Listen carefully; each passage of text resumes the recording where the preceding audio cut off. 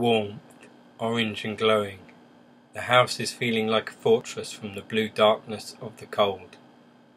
The intimations of a warm kitchen vibe surround Sarah's senses, an auburn aura emanating from the utensils, pots and paraphernalia, whose heart is a fake old-fashioned stovepipe oven.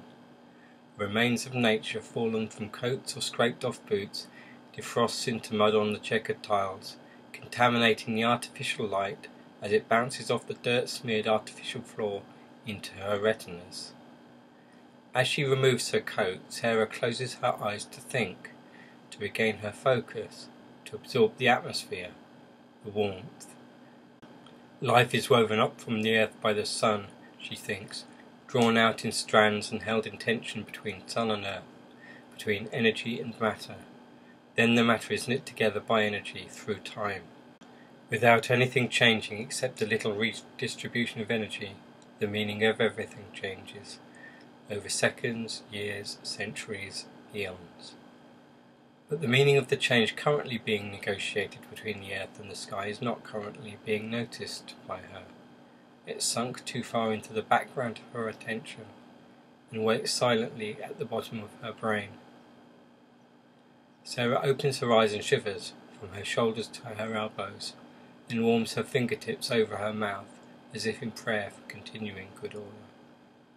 Life is in the warmth, she thinks, not out there in the cold. Cold is death.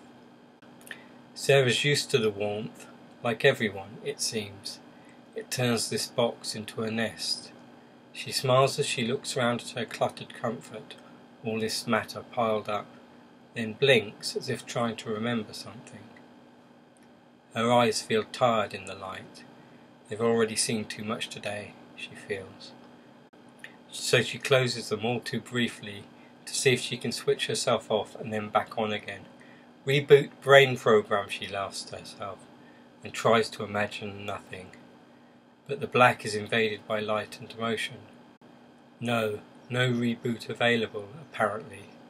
So instead she pictures her house under snow, as it actually is. But the image expands in her mind to encompass her street, then London, England, Europe, the world adrift in the blackness of space. The vision makes her shiver again, which gives her goosebumps and a surprised jolt where her spine joins her brain. "Oh," she says as she feels the back of her head briefly shudder backwards, shocked. The central heating rattles. It's not the only thing here with circulation problems. The warmth increasing makes Sarah's ears pop gently. She lets a sigh flood out of her head and thinks about putting all 5 elements in a bath. Soap, bubbles, water, candles, a spirit. Everything brought together in just the right way at just the right time to bring her into the garden of Psyche, where she can let her mind wander like pink clouds blooming slowly over a rippled, dark ocean. Or perhaps her psyche will be a river representing life in flows and whirls of dreams. The river is so warm, but the land is so cold. So go with the flow. Sarah smiles a little at her joke as she sips her emergency tea, which includes orange essence, cinnamon, ginger, a little nutmeg, a hint of cloves. It suggests worlds beyond reach in echoes of whispers of taste. 1,000 memories unnoticed except in a corner of her mind, where they're having a carnival, the oils and spices conjuring up the globe in a supernova of reds, yellows, oranges and lime greens. And although unnoted by her attention, this background spectacle is bright enough in her sensorium to recharge Sarah's senses.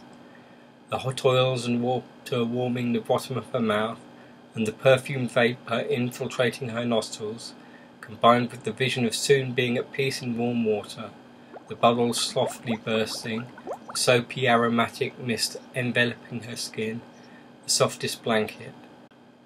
The fragrant glow of the candles wakes her mind up into realizing that right now she is happy. Her sigh reverses into an inhalation, like a tide of tranquility coming in, bearing all the warmth of the world into her. She looks down to see Tommy's black and white form slink back inside, through the cap flap, to add generously to the landscape of the muddy floor. She bends down to pick him up.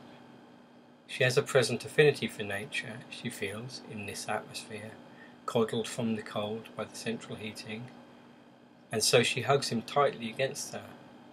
With a sharp-toothed hiss, in a flash he drags the paws needles against her cheek, carving tiny rivulets of blood into her face, and bursting the bubble of her fantasy with a bang, by bringing her instantly face to face with the nature of reality.